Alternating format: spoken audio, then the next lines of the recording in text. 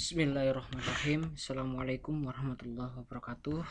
Selamat siang untuk kelas TIPSA dan kelas TIPSB, penempuh mata kuliah pengantar jurnalistik. Senang sekali pada hari ini saya bisa bertatap muka kembali ya, meskipun secara virtual. Seperti janji saya sebelumnya, pada pertemuan yang ke-9 kita akan bersama-sama belajar tentang menulis berita gitu ya. Baik, saya bukakan materi tentang menulis berita sesuai dengan penjelasan dari kelompok 4 ya. Semoga masih ingat ya, kelompok 4 sebelum UTS. Saya yakin semua masih ingat, saya yakin hari ini semua semangat dan selalu diberikan kesehatan ya. Baik, kelompok 4 dulu menjelaskan tentang piramida terbalik ya. Tentang piramida terbalik, yaitu penyusunan naskah berita dari hal yang sangat penting menjadi hal yang kurang penting, atau dari umum ke khusus menjadi ke umum. Jadi hal-hal yang penting itu disebutkan dulu, baru kemudian indikatornya apa saja sampai kepada hal-hal pendukung ya. Sebenarnya posisi kurang penting ini juga menjadi hal yang perlu ditulis, cuma dari segi informasi itu lebih kuat di yang pertama begitu ya.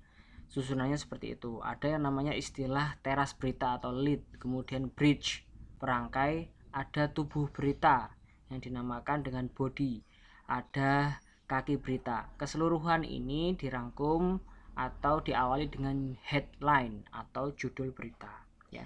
Dan biasanya itu di awal diberikan tanggal berita gitu ya. Seperti pada umumnya yang sudah kita ketahui, pembahasannya adalah 5W1H gitu. What, where, when, why, whom ya, sampai how gitu. Apa yang dibicarakan, kapan berita itu terjadi, di mana, siapa pelakunya ya, mengapa berita itu terjadi gitu. Bagaimana langkah-langkah ataupun bagaimana kejadian berita itu bisa terjadi itu ya. Dari sini semoga dapat dipahami. Selanjutnya saya coba untuk memberikan contoh judul ya. Ini ada contoh teks. Ini kejadian di sekitar rumah saya, tempat tinggal. Jadi ada sebuah peristiwa COVID-19 yang mengharuskan setiap desa itu diisolasi secara mandiri begitu. Dukung langkah pemerintah, beberapa desa di Utara Berantas isolasi mandiri. Nah, ini menurut saya menarik ya, daripada ada sebuah judul desa X melakukan isolasi mandiri. Nah, itu kurang memberikan minat bagi pembaca ya. Judul berita saya besarkan terlebih dahulu ya. Nah, berita judul yang memikat ya, harus memikat, provokatif dalam arti positif ya, singkat, padat, dan berkaitan dengan pesan yang disampaikan. Jangan sampai judul ini tidak sesuai dengan isinya ya. Untuk menarik pembaca, berikan kata kunci khusus, misalnya pada judul tersebut ada isolasi mandiri ya. Ini kan hal yang akan menjadi hal yang akan menjadi tanda tanya bagi pembaca tentang istilah tersebut.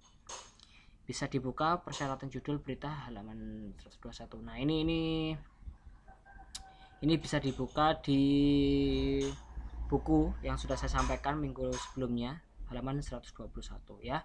Itu terkait judul. Jadi judul harus menarik karena hal yang pertama dibaca oleh seorang pembaca adalah judul. Kemudian teras berita. Nah, kalau ini apa, Pak? Kalau ini apa? Ini adalah keterangan dari gambar. Biasanya untuk lebih menarik pembaca itu diberikan gambar setelah judul gitu, atau gambar dulu kemudian judul. Setelah judul selesai, hal yang perlu diketahui kembali adalah teras berita ya. Menarik tidaknya sebuah berita terlihat bagian teras berita. Bagian ini selalu terletak di awal teks ya. Di sebuah paragraf. Paragraf ini kan kumpulan dari beberapa kalimat ya. Nah, itu khasnya paragraf seperti itu. Dalam satu paragraf berisi ide apa yang disampaikan. Nah, di teras berita ini menyampaikan satu ide penting yang digunakan atau yang mewakili berita secara keseluruhan gitu. Itu ya. Langkah tegas diambil oleh beberapa kepala desa di wilayah utara Sungai Brantas, Jawa Timur untuk mengantisipasi pandemi COVID-19. Jauh mata memandang, hampir seluruh kampung berada di wilayah utara Sungai Brantas melaksanakan isolasi mandiri. Isolasi mandiri yang dimaksud pun beragam, menyesuaikan kebijakan kepala desa yang berada di lingkungan masing-masing kelurahan. Ada isolasi mandiri dengan melakukan sistem buka tutup, memperlakukan jalan satu arah atau satu pintu. Pada intinya, hal yang dibicarakan di sini yang saya sampaikan di teras berita ini adanya penutupan di desa-desa di wilayah utara Sungai Brantas. Nah, ini akan menjadi menarik bagi pembaca karena pembaca akan merasa, oh ini adalah berita yang penting, karena mungkin pembaca nanti akan berkunjung ke daerah ini sehingga harus mengantisipasi karena semua desa-desa ditutup gitu. Kemudian tubuh berita ini bisa ditambahkan hasil wawancara ya dengan orang lain. Ini misalnya dengan kepala dusun. Kemudian yang terakhir adalah kaki berita. Ini bermacam-macam ya.